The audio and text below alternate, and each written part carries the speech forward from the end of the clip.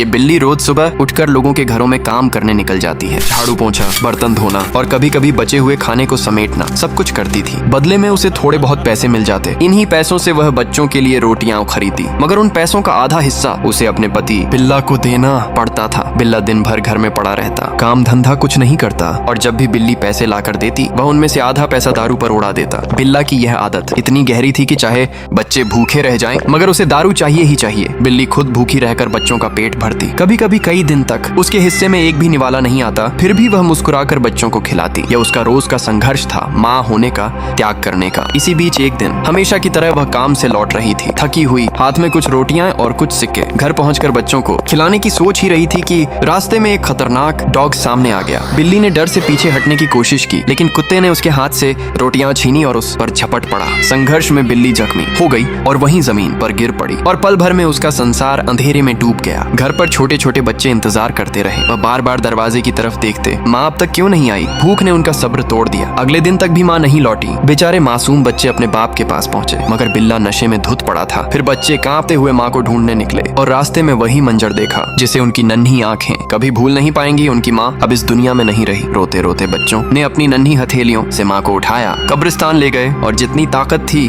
उतनी मिट्टी डालकर माँ को दफना दिया। अब वह उसी कब्र के पास बैठे रहते, क्योंकि वहीं उन्हें माँ का साया महसूस होता था, वहीं उन्हें सुकून मिलता था। उधर बिल्लू जब नशा टूटा और होश आया तो देखा कि घर में कोई नहीं था। उसने चारों तरफ देखा, न बच्चे घर में थे, न पत्नी की ममता बची थी। अब सिर्फ सन्नाटा था और उसका पाप। और अब जाकर समझ आया कि उसने क्या खोया। और यहीं से पता चलता है कि परिवार क्या चीज है। लेकिन आपने अभी तक लाइक सब्सक्राइब नहीं किया।